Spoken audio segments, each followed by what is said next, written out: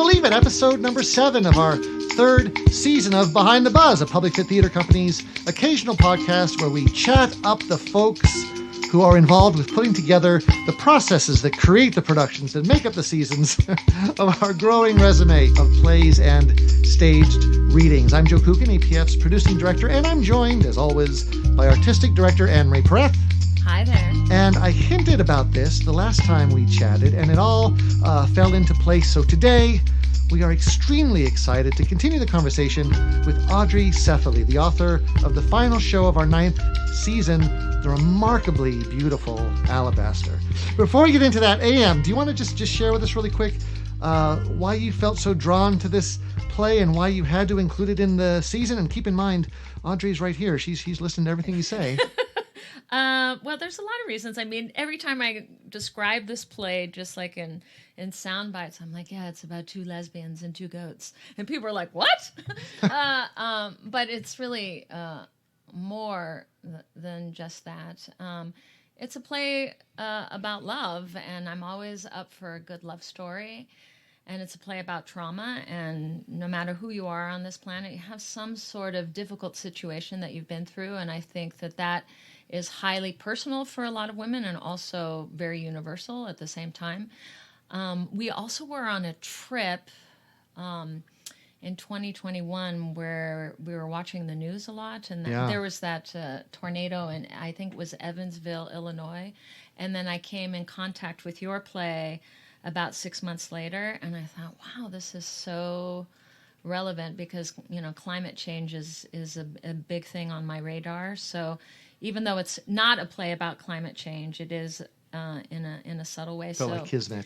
Yeah, I felt that was appealing. And then lastly, before we read the play, or before we put the play in our season, we usually sit around this library that you see me in over this phone call, and we read the play. And I actually played the role of June. And the reason why I decided, even though I'm not much of an actor, I have all of these acne scars on my face. And so the scarring in the play was really, really personal for me because my scars are very external, and I've had to deal with that my whole life. And I think a lot of women's scars can be external or internal, and so that's why the play on a personal level really resonated with me. I can see her chomping at the bit, so let me make it official. I'm going to read this intro. I spent 3.5 hours writing this intro, so I got to get it out there. Let's make it official. Audrey Cefaly is a Southern playwright focused on character-driven stories set almost exclusively in her home state of Alabama. I admit I stole that from your artistic statement. She is the recipient of the 2018 Lambda Literary Award, the 2017 David Callicocchio Emerging American Playwright Prize, the 2017 Charles MacArthur Award for Outstanding Original Play, and the 2015 Edgerton New American Play Award. And in 2020, Audrey, you were nominated for a Pulitzer Prize. Besides Alabaster, her plays include The Gulf, a musical called The Last Wide Open, Tell Me Something Good, this is my favorite title, Love is a Blue Tick Dog, and Maytag Virgin. Her latest play, Trouble, just premiered at Florida Rep. Audrey, thank you so much for meeting up with us. I listed a bunch of plays. I got most of that right. Yeah, most of that's true, yeah? The Charles MacArthur I was nominated for. See, I would have given it to you. But that's pretty close. Okay, good. Well, am I right to think with all these plays that am I right to think that you're also a prolific prose writer as well? Not prose, but I do skirt between, I do sort of skitter between genres. Sometimes things evolve out of prose or lyrical things that I've put here and there, and so sometimes things evolve differently. Like my play, The Story of Walter, started out as a podcast just before the pandemic, and then I decided to make it into a play.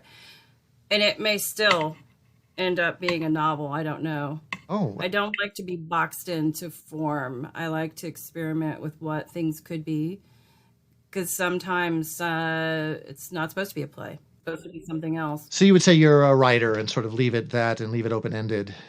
I think so. I come from writers. My mother is a playwright. she writes every day. I do not write every day. It seems like everyone in my family is a writer of some kind. Charlene Reddick, your mom, a playwright, and then your grandma was studied acting before she became a nurse. Is that right? Is there such a thing as theater in the blood? Yes, I think so. And it's interesting because when I went to high school, my mother said that I had to take drama, and I said, that sounds lame. I'm going to take typing. Typing drama.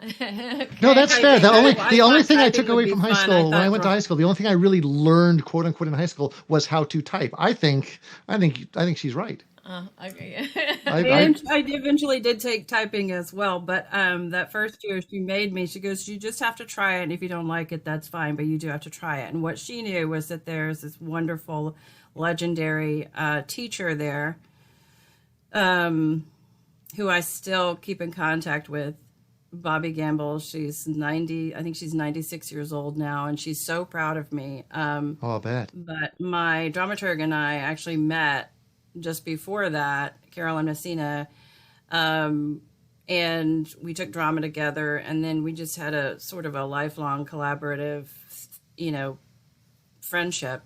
And that's when I learned that, I should be doing this. I didn't know that I would be a playwright. Of course, most kids are not exposed to playwriting in high school. Yeah. Maybe now more so for sure. But back maybe then, playwrights, but I don't know about playwriting. I think that's a law. I don't know that that's part of anyone's curriculum beyond drama school. I teach a course at a 400 level course at the college level, and I get a lot of psych majors, anthropology majors, and most of the time they're seniors in college and they have not read a play.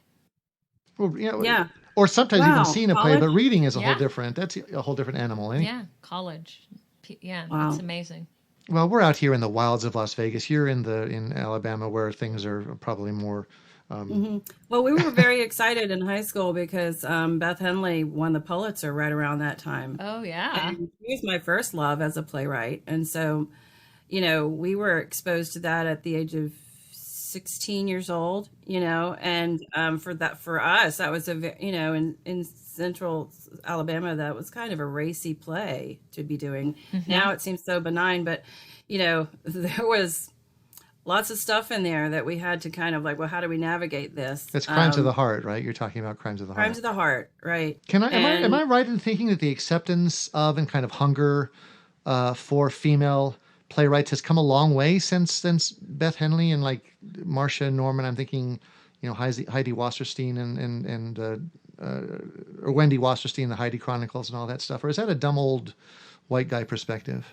I don't know I'm not sure I know how to answer that question as posed just there. In the class that I teach on the college level, we examine how many women have been nominated for Pulitzers in the 80s, 90s, 2000, 2010s, and now in the current decade that we're in. And each decade, the amount of women that are nominated increases more. And if you look at the panel of judges in previous time periods, the panel like in the 70s and the 60s were made up of mostly men, and there wasn't any sort of diversity or representation on that panel. But as we head into our time period, that has changed completely. There's people of all different colors and men and women on that panel. And so now more women are being nominated, and therefore, because more women are being nominated, more women are being produced. And so, yeah, I think we live in a culture now, a society that is hunkering for that female perspective and that story to be told. Even like what we mentioned, why I chose this play for the season, I think it's highly personal that there's a space where women can come and see something on stage that is very similar to their own experience. For me personally, I know that I do write a lot of plays with strong female characters, but I also will tell anyone who will listen that it's not that I have it's not that I have a partiality to women's stories. It's just that I know that material. But the material is also just about our humanity. And so when I draw male characters, I try to approach that from the same from the same sort of place, which is, what are your deepest fears?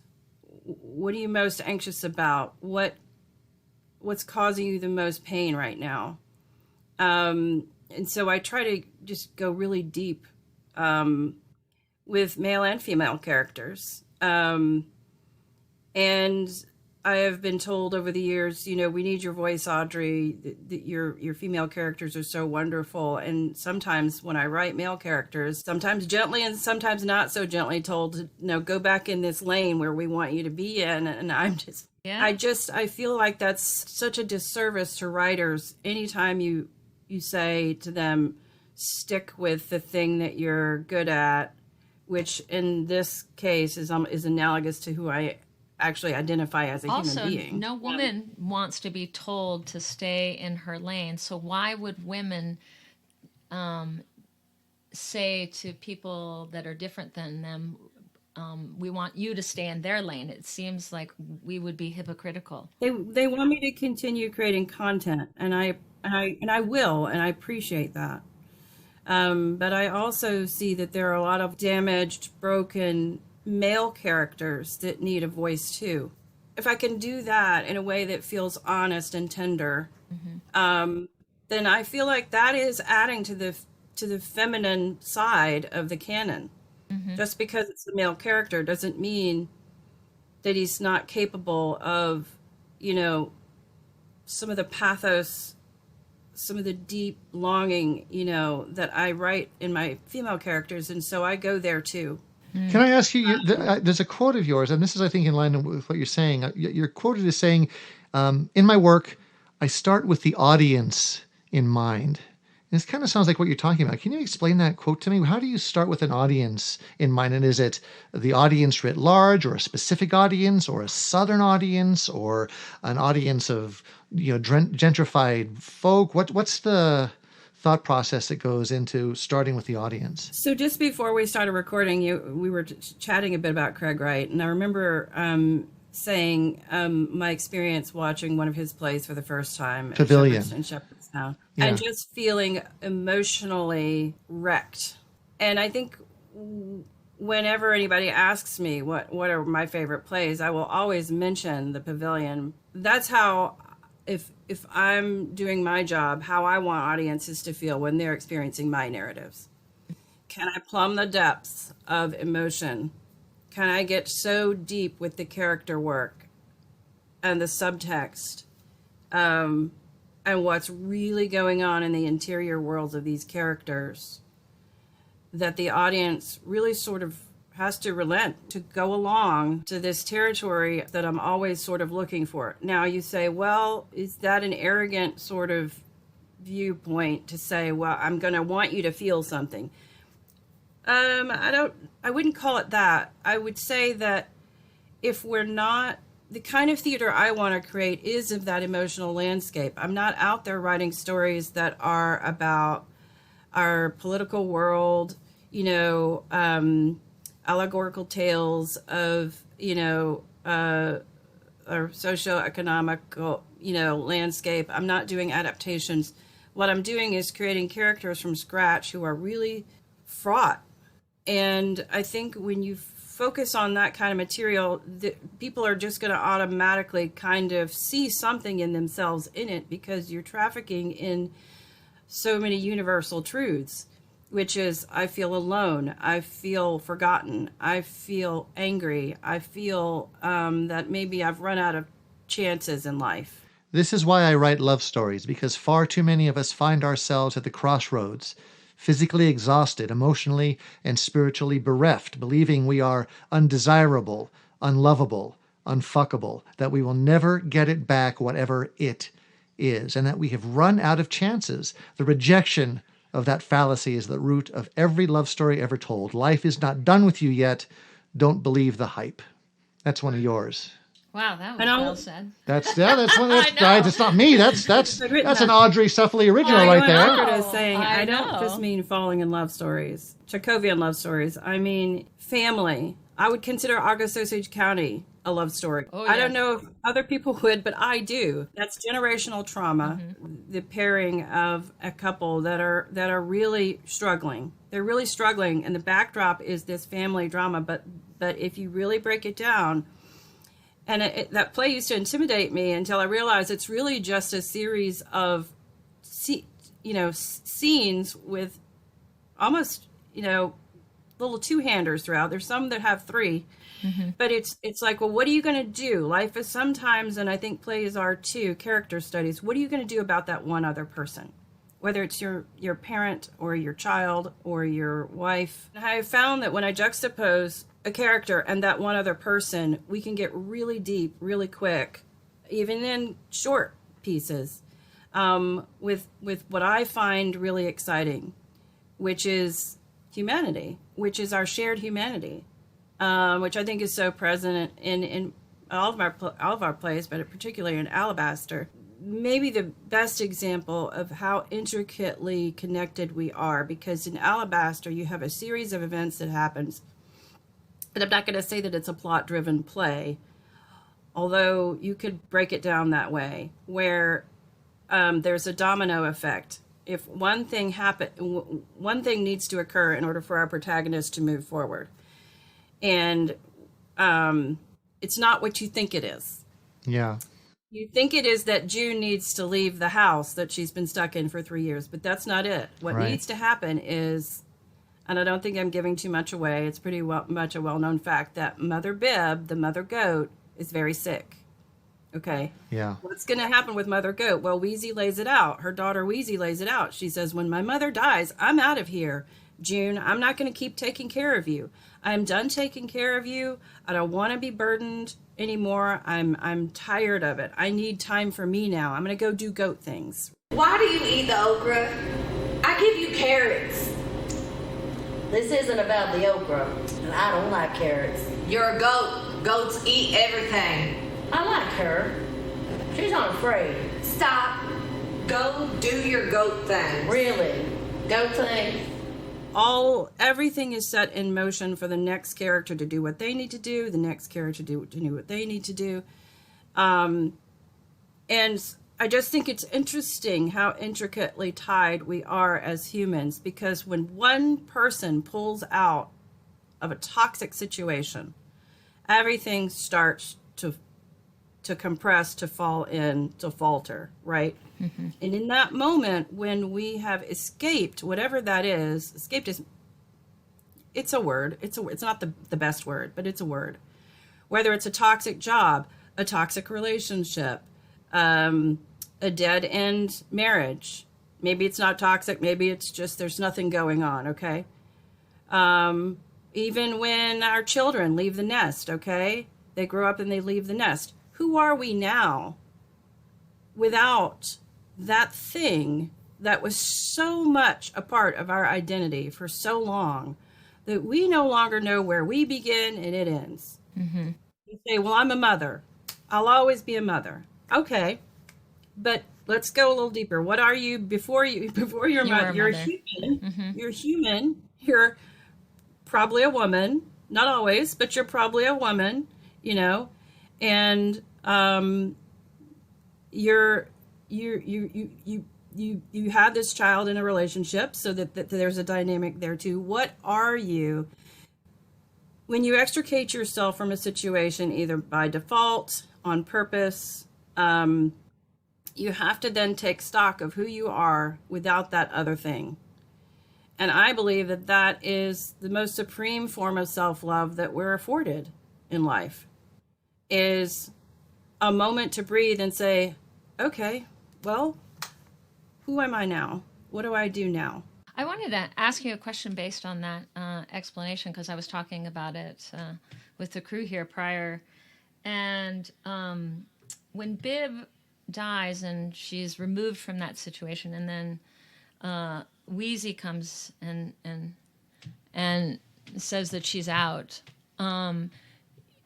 You mentioned the word time, just kind of. And because the goats I'm Wait. sorry, I have to jump in just really quickly. Wait, Now, okay. you said goats and she said mother goats. I have to explain to our audience who hasn't seen this play yet All that right, we were explain. talking about literal goats. Goats. The first moment of the play Yeah. is an actor on stage saying, "My name is Wheezy. I am a goat. I am aware that I am a goat. I am a talking goat." And we accept that, and we're not talking about Mama Goat as some sort of metaphoric name that she calls herself. They are literal goats. They're portraying goats on stage. I'm done. Carry on. Right. And am I going too far in suggesting that the goats are, especially Wheezy, is like omnipresent, all knowing, all seeing? Right? Yeah. So when the mama goat, Bib, she passes and Wheezy removes herself, is that a accidental thing in your writing, or is that an intentional thing based on the world of the play? Because sometimes events happen to us, and then sometimes events are intentional, and that's just a question I have about the world of the play and like the structure of how that world works. Probably I would have answered this question very differently in the early days of writing it, but my dramaturg and I began to understand that Wheezy exists on so many levels. She's literally a goat, but she also takes human form. And we also understand by the end of the play that she's some sort of wise goat Yoda.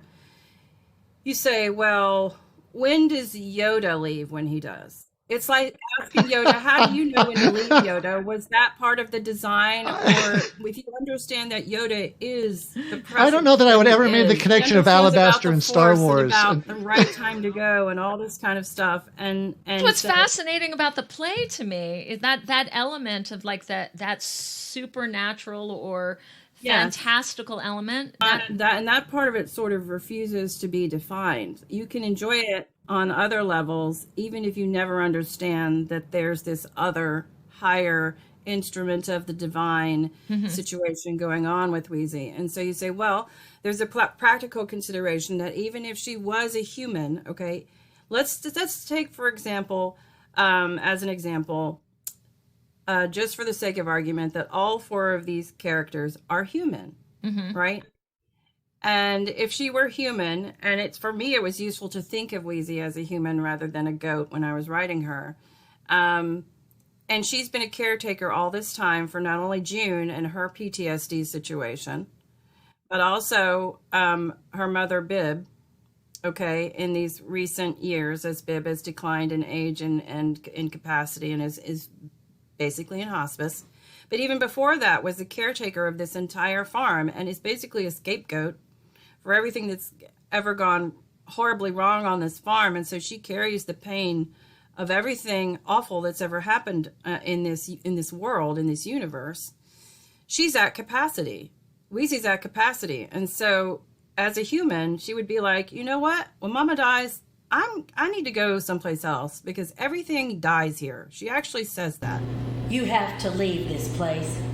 Well, I'll just waltz right on out Walk, there till I whatever. die with no oxygen, Oh, until I'm good God, so asphyxiated, dramatic. dying is dramatic. Yes, dying is dramatic. Mama died easy.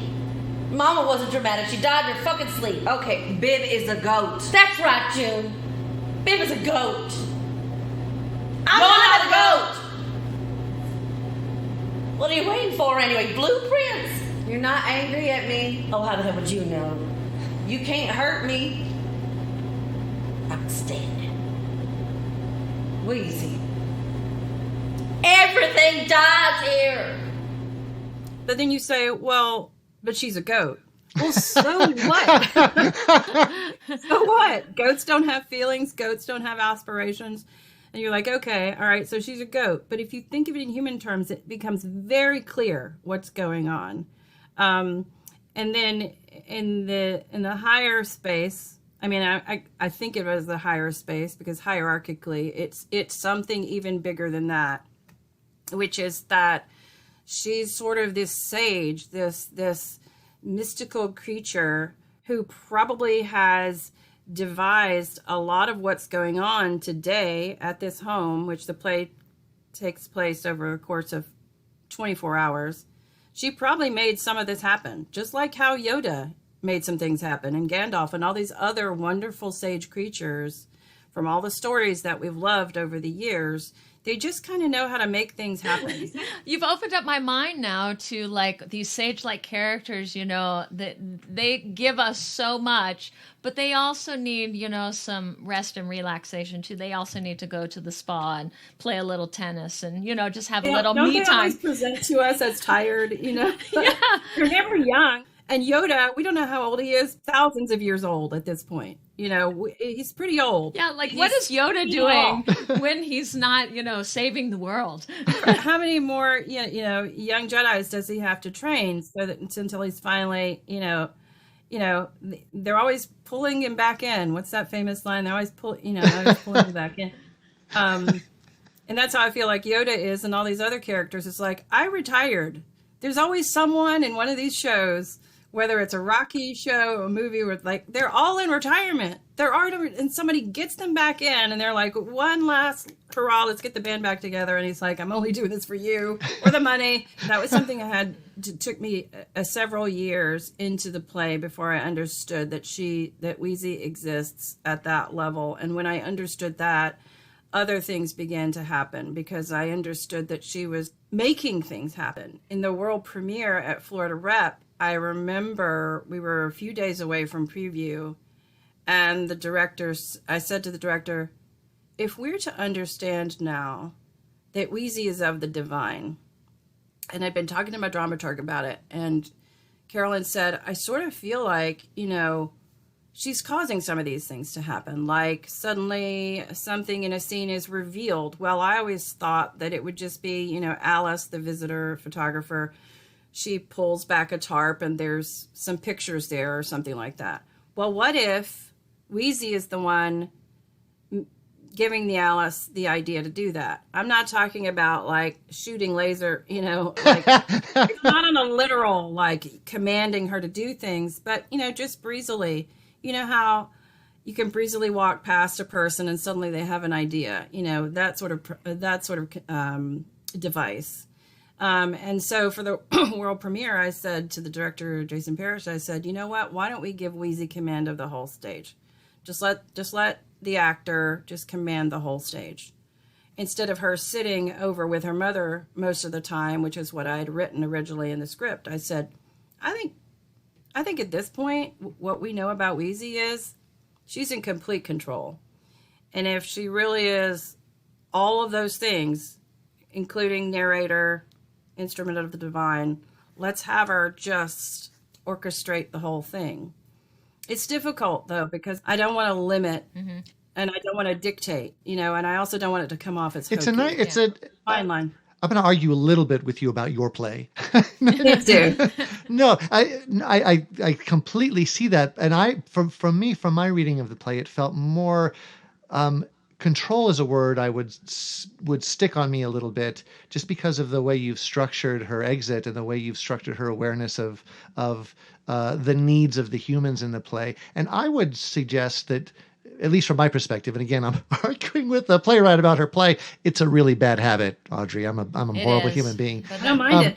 But it seems to me like she is one of those characters who just is aware of, understands, and knows destiny, and is kind of aware of the way that things are going to flow, because she has a very deep understanding of the way things must flow, that there's a destiny involved in all of these things that perhaps an animal character, a goat character, is just aware of and knows the progression of you mentioned time, the progression of time, the way destiny is going to take over these two characters that we fall for. You know what I love that you said too about the world premiere and talking with your director, just from a theatrical standpoint. If you take off some of those boundaries and allow her to have free range of the whole world, it just creates more opportunity for artistic theatrical moments on stage versus having her being planted in one place. And so that way, if like the director and the team really know that going into the process, who knows what could happen during those blocking rehearsals and those tech rehearsals. I was also going to say something about the interesting idea, maybe as a counterpoint, is that, there's a moment in the play where Wheezy is talking to June, which she's not just talking to June, she's helping June imagine a better world. Yeah. Imagine something beautiful, right? Yeah. And June's like, I'm supposed to imagine something I've never imagined before. It's a beautiful scene. And so she takes June through this process. She's like, just close your eyes. What do you see? Start with the ridge line. Start with something the ridge line in front of the house. Okay, now let's move forward out of this dark place, right? These aren't the exact lines in the script, but effectively she says, what she's trying to get across to June is every time you try to leave, every time you try to get out of the situation that you're in, which is this dark place, this hermit life that you live, this agoraphobia, call it whatever you want. We never name it in the play, but we understand that she has not left this place in years. Mm-hmm.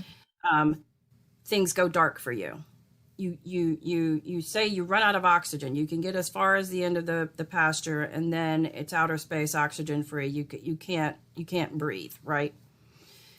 So she tries to take June through this guided imagery thing where she's like, imagine something better. Okay, when June's like, okay, well, I'm there. I see the pasture, and I see the markers, and I see the lean-to.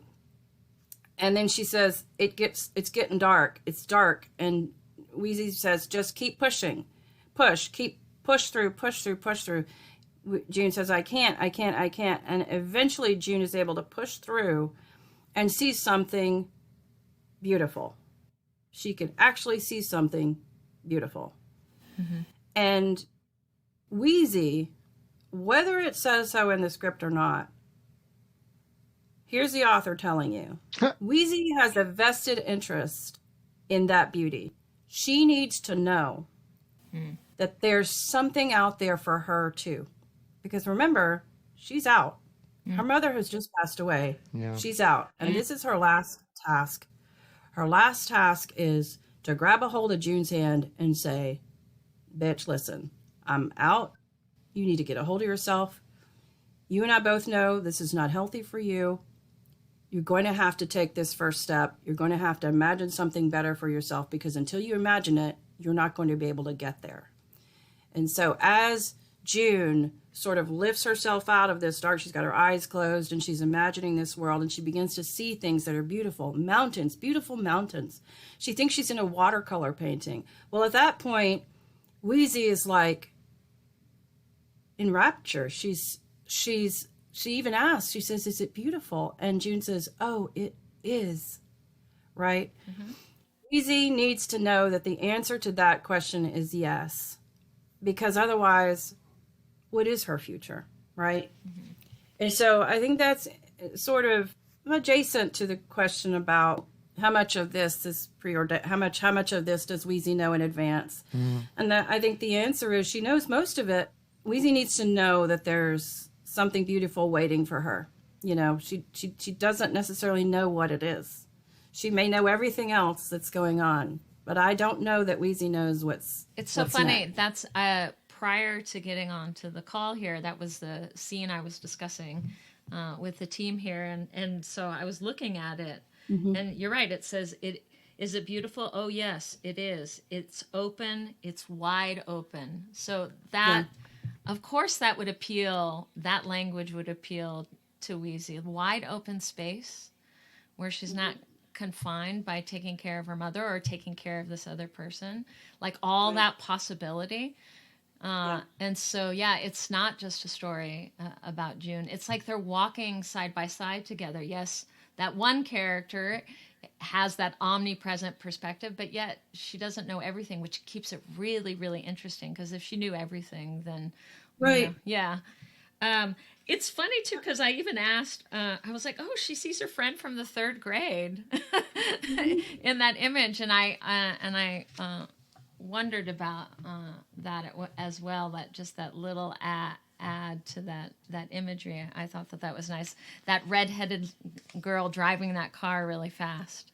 Sitting on a stack of encyclopedias. It's a really comical image. I wanted it to be something that would make June not just stop and pause, but maybe be delighted. Like, this is comical. This is funny. How is a third grader driving a car? And the car's yellow, and she's on a stack of encyclopedia. And I wanted June to be laughing. And when Wheezy hears that June is laughing, she actually comments on it. She says, "You're laughing." And when was the last time June ever laughed? Like, Wheezy doesn't say that, but we can see in the course of the play, if we really stop for a moment, like, oh, June's not a laugher, is she?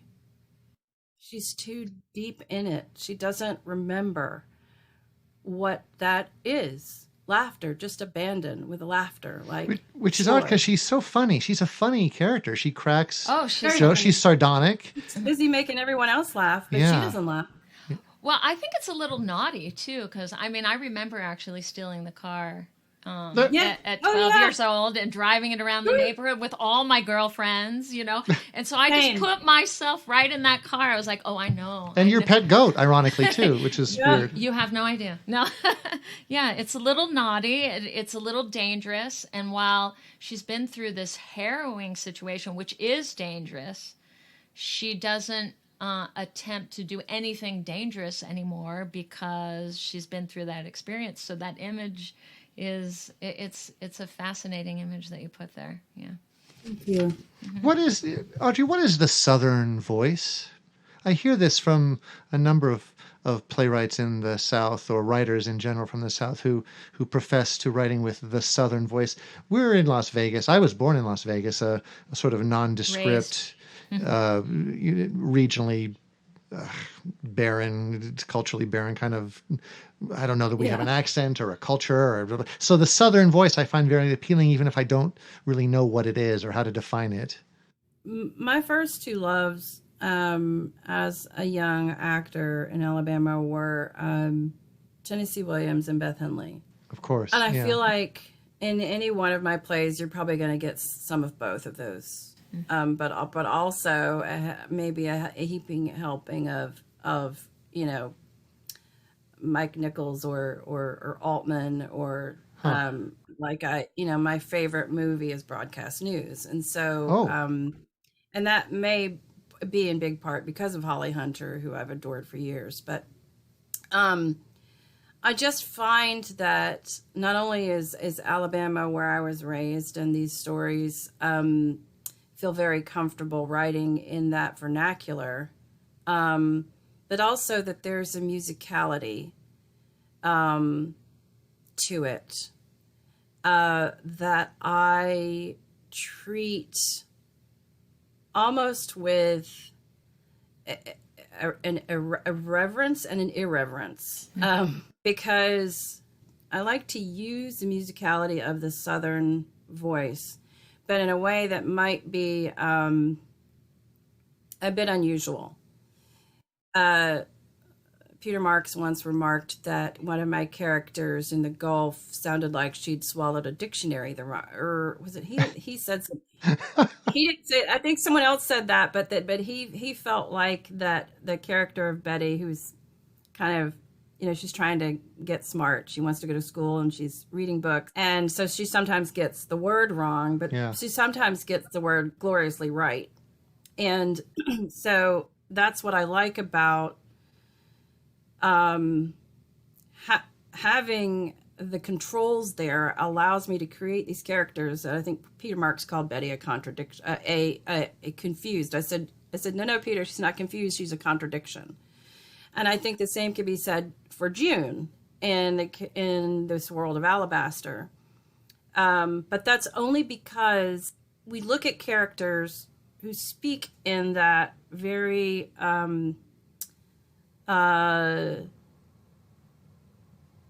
that sort of gritty working class, specifically, I'll just say Alabama, but it's not specific. It's not just Alabama. That vernacular, as less educated than.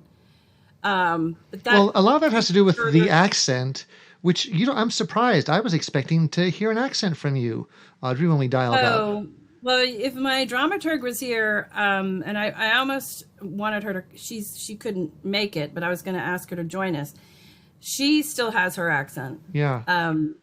But there's this sort of assumption that when you speak in that syntax or that dialect, that you're uneducated, that you're not worldly. But June is a classic example of a Cefaly protagonist who is complete contradiction to what you would expect. First of all, she speaks very eloquently when she wants to, and she flips words at will. She does not care. Some of it is just her being playful. Some of it is her being sassy. But then she will hit you with something so hard, and you're like, oh, I thought I knew who I was dealing with. This is an incredibly bright, smart woman. She's whip smart and a little vulgar, which is always attractive. Smart, a little vulgar, sassy, incredibly eloquent when she wants to be, and just refuses to fit into any category. And I think that that's what I'm trying to do with my characters, is sort of dispel this notion that these characters must be one thing or the other. If I don't have creative license to add lyricism and luxuriate in language and take us into this sort of hypnotic world, then I can't achieve what I'm trying to do, which is to sort of create a trance environment where suggestions of higher, how do I say this? I want the world to know that you talked about the sentence, oh, it's wide open. And I wrote a play. It's actually one you guys might love, called The Last Wide Open. There's this notion that we only have a few amount of chances, like a cat with 9 lives in this world, right? And I think when you come to see one of my plays, one of the things that I'm trying to get across is that it doesn't have to be over. It doesn't have to be this desolate place. And I feel like when I can access the Southern voice in a way that is lyrical and highly distilled, I can get the audience and the actors too, everyone in the room, in sort of this suggestive state where I can then convey some I don't want to say loftier ideas, but some more intentful ideas about healing, about fortitude, about fellowship, about love, about tenderness. That's the other assumption about the Southern voice, though, isn't it? You talked a little bit about the assumption, hearing that accent, that it's a bit unschooled or buffoonish or what have you. But the other assumption with that accent is a level of down-home, earthy sageness, right? A knowledge that somehow escapes the rest of the world, the rest of the country, that's unique somehow, that knowledge to the South in these oftentimes assumed to be uneducated characters who somehow have a wider understanding of the world and of destiny and what have you. Nobody ever calls a Carson McCullers character a contradiction. Nobody ever calls a Tennessee Williams character a contradiction. I was just thinking that when you mentioned Williams, because I teach one of his plays in my class, and I read this huge biography on him. We actually did a production of Glass Menagerie at a public fit, and the thing about Tennessee Williams' mother was she was so eloquent and very verbose and used a lot of words to get her point across. And no one, when it came to debate, no one was her match, right? And right. Her son was a more quiet observer of that experience, especially socially when he got much older. But as you were saying these things, you need, in order to find the depth of your characters, and I'm just kind of just taking what you're saying and reframing it in my own mind, you need more words in order to create that complexity. And so this notion that that people from the South are hillbillies and have less words, are less eloquent, is actually opposite. You need more words in order sometimes to express those deeper ideas. You need the breadth of language at your disposal, not necessarily more words. But there can be no closed doors. There can be no words that are off limits. And also, I'm a big proponent of silence. And so there's an audacity component to be willing to go there and let us sit in that silence, because sometimes that's the only thing that's going to convey the depth of what is occurring in this moment. And when you fill it with noise and words nobody cares about, people will tune out. No, yes, you're exactly right. You need more access to more I ideas. want more access. I don't want anybody telling me that I can't use any syntax and any word, any phrasing and whatever I want to. And I will, switch things around because it's more lyrical. For instance, Wheezy has a line. She speaks directly to the audience right as she's leaving, and she says, it's not love to walk away.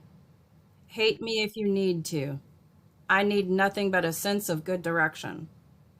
Now, I have heard actors fix that line. I need nothing but a good sense of direction. Now I ask you, which one sounds more interesting to you? A sense of good direction or a good sense of direction? I think it's the first one. I said what I said. I need nothing but a sense of good direction. In fact, I had a friend tell me that if I ever fixed that line, he would never speak to me again because it just flows better. It's more interesting. It's ironic. It's endearing. It's so many things. It's so funny you bring this up because I was dying to ask you about this. I've followed some of your Substack writing, I have to say, and you've listed the 10 things playwrights wish actors understood. And I'm just going to tell you a quick story before I ask you these questions. But when we do our first readings, first table read of any play at a public fit, I am notorious for the following speech. I say, actors, please read what is written on the page, not what you think is written. A comma is not a period is not a semicolon. If they say cannot instead of can't, I will stop them and I will ask them to read that line again at the first table read, because that's the one time they really get it the way the playwright intended, and it makes me crazy, and clearly it makes you crazy too. Well, yeah, I wanted to ask spends you all this time working on it. the difference between the right word and almost the right word, the firefly and the firebug. I get the fire and the lightning and the lightning bug. But I wanted to ask you about this. You've in a play in Maytag Virgin, there's a scene between Jack and Lizzie, their first sort of date. And in that scene, the scene sort of moves along. She is on his porch. It's his stack of laundry that's there. And then in a moment, she just suddenly starts folding his laundry. She doesn't ask him first. She doesn't. She just starts folding laundry. And you've said that you've seen productions where directors and actors have sort of dismissed that and had him just start folding laundry, which would make me insane because that seems to completely misunderstand the point of that stage direction, hence the point of that scene. This is a long way to go to get to this question, but how do you feel about that? Clearly it makes you crazy because you've mentioned it in your 10 things playwrights wish actors understood. I think they think it's just suggested blocking. What they do not understand so frustrating is that is a very carefully placed it's a call and answer to a previous gesture in a previous scene when Jack, and we don't see him do this, but we hear that he did this, cleaned up some clippings, yard clippings, in Lizzie's yard. Yeah. At this point, we begin to understand if he's cleaning up stuff in her yard without her asking, and if she's just kind of breezily folding his laundry because it needs to be folded. It's about intimacy. Have somehow become more than just casual friends in each other's lives. It is unspoken intimacy created by a brilliant playwright. And why the hell would these directors and actors feel free to destroy those taking moments? Taking care of each other. And when you have Jack folding the laundry, the audience is like, that's rude. and it's just a guy folding laundry. They begin to think, oh, I get it now. This guy has a weird laundry fetish. or they go, why on earth can he not just leave it in the dryer for another couple of hours? Why does he need to fold it right then? And then they begin, well, maybe he's nervous. Okay, fine. But neither of those things is what and so what do you do as a playwright? You're stuck. Do I go, Listen, all y'all. I said what I said. Lizzie is the one folding. Do I put that in parentheticals? I have to tell you, as a Audrey, stage direction? that whole list How just far made does this go? that whole list just made me sad. It just made me sad because I felt like I've always felt like, at least for that first table read, that we are in service of the playwright and we in service of the play, and the play springs forth from the playwright. And it felt like a lot of those observations from your perspective were actors and directors expecting the playwright to be in service of whatever the fuck they were doing. I feel like ignore stage directions at your peril. Yeah, it made me sad. Actors and directors, your playwright has spent years crafting every syllable and the order of the words and the vowel sounds in every sentence. At least I do. Yeah, of course. Certainly there have been times when an actor has said, did you mean this word? And I'll say, actually, no, I don't know why that's a typo. Of course we make mistakes. Of course we didn't mean to put certain things. But 99.9 vowels, sentences, stage directions are very intentional. And you're just sitting there with it for the first time thinking that you know better. And what happens is it's a trap. Because here you go off on your own against the advice of the writer who has just told you, okay, what it's supposed to be. Here you go off on your own, and in about 3 pages, you're going to be so confused because somewhere back there you missed a road sign that said, don't do that, or go here instead, and you went left instead of right, and now the whole scene makes no sense. Yeah. Mm-hmm.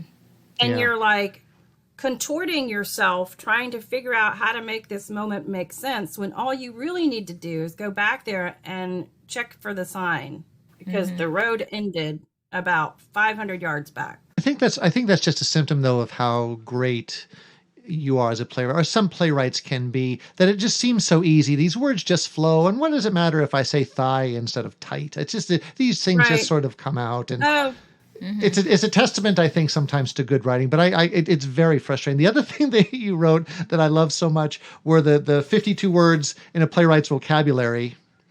And there are just a couple I wanted to ask you about, if that's okay. Sure. The one that struck out to me, and I think this is this will teach me a great deal about you as a playwright, is you substitute the word explosion for climax.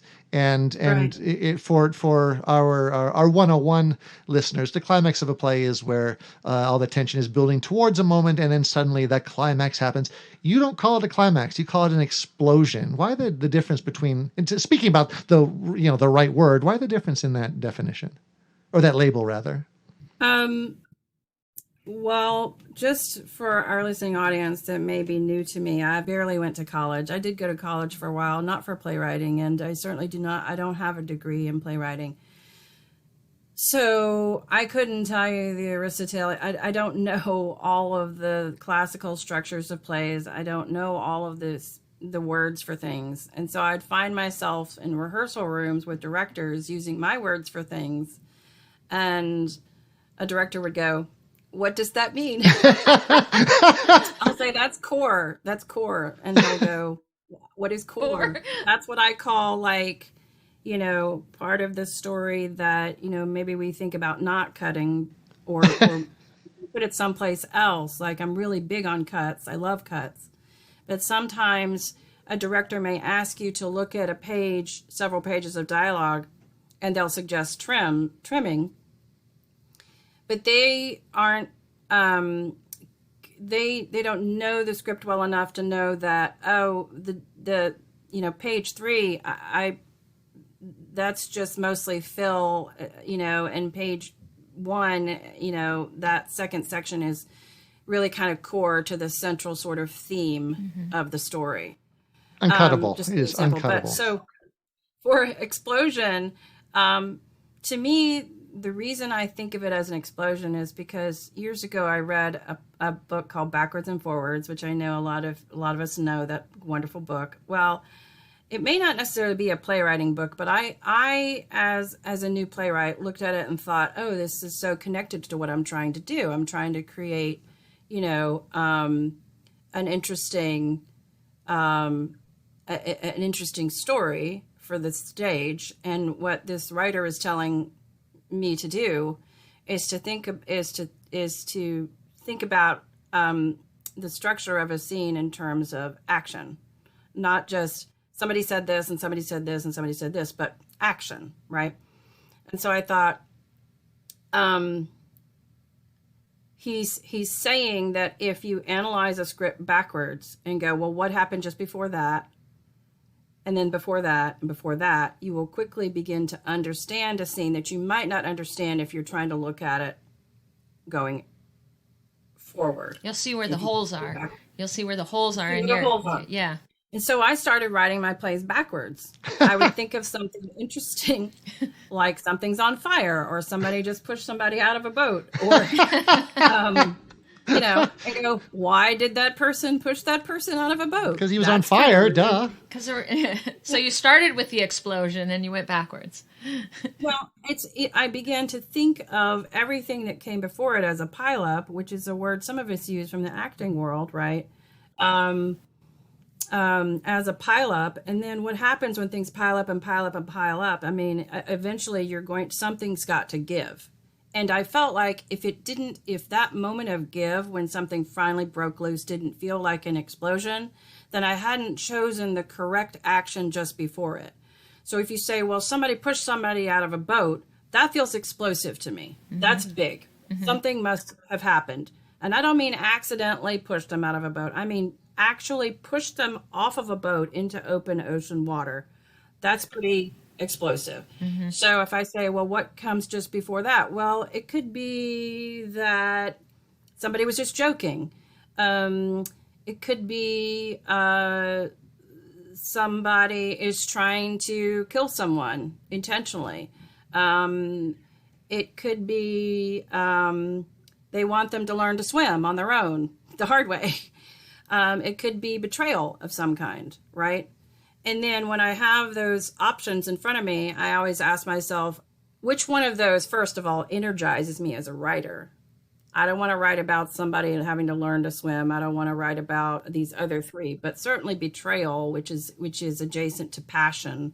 Which if somebody's pushing someone out of a boat, if it's a moment of passion, which sometimes we just lose our heads as human beings and we do something in a moment of passion that we wouldn't do any other time. That excited me. And so this would turn into my play, The Gulf, right? And I realized that these two women in the Gulf must be in a relationship because only passion, and maybe betrayal would cause that to happen. So to me, that's an example of why I call it an explosion, because that's not necessarily something I would consider the climax. Mm-hmm. You know what I mean? Yeah. It's an explosive moment that I'm working It's funny that you towards. say, I wish I'd had Anne-Marie read that list because she's ridiculously overeducated, way too much smarts on the girl. And she uses so many of your words that they just sort of happen to be the same sort of signposts. Look at this. Yeah, you'll love it. Well, I think you and Audrey would be best friends. I'm convinced. I don't like the word climax either because that suggests that there's only one high point in the script. And I think, like, for instance, you mentioned August Osage County. We did August Osage County a few years back. There are many explosive moments, and the high point in the script is actually a pretty subtle moment, and that's when Barb leaves the house. And that's explosive, but it's explosive in a different way. So explosion, the dinner scene is explosive, right? Her going through her traumatic tornado scene in your play, that is an explosive moment in your play. And there are many of those in plays, and those are we hunger for those moments as audience members. I wanted to give you this definition. It's useful to think of it as an explosion in terms of getting to those interesting high torque. That's another word I use, torque, torque moments. Squeezing characters. Because those are what excite us. Mm-hmm. The climax may be a whisper. Yeah. Okay. And for me, that's easier to write separately than these explosions. Sorry. I'm interrupting you, but this is my other favorite that I just wanted to give to Anne-Marie, and I know what it means. I just think it's just a lovely word. Throw it at me. One of her in her playwright's vocabulary list is lava lamping, and lava lamping, and I've never heard it's lovely. I've never heard it described this way. I don't even know what it is. In lava lamping, you devise a little something interesting to bubble up into a scene every now and then. And maybe it's never fully explained, but it's delightful nonetheless, because not everything needs an explanation. It can just be lava or whatever you want it to be. And I think that really speaks to you, Anne-Marie, because you do that all the time. Oh, yeah. I think of them like the literary expression for that is like a digression that doesn't get explained. And that happens a lot like in non-realistic plays. Where the lava world... lamping is better. That's yes, a better lava phrase. lamping is much better. Yes. So I think we'll lava lamp instead of digress. I love it. I love it. Texture. You can call it texture. Yeah. I feel like I've asked you for 45 minutes. Audrey, you've given us so much more than that. I could not be more grateful. Somebody wants to make you some tea. And just like that, we've reached the end of season 3 of Behind the Buzz.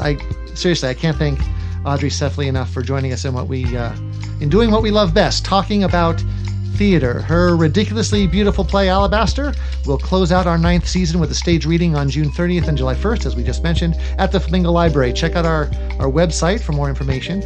But just because the season is ending doesn't mean the conversation is finished. Subscribing to Behind the Buzz and taking the time to give us a quick review or a one-click rating really helps guide us in putting these dialogues together. And as we stand on the brink of our 10th season, do you believe it, our 10th season, we would love for you to let us know what you'd like to see on stage and what you'd like to talk about.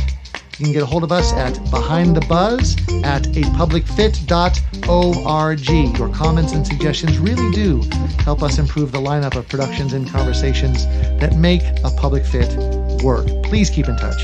There's so much to talk about.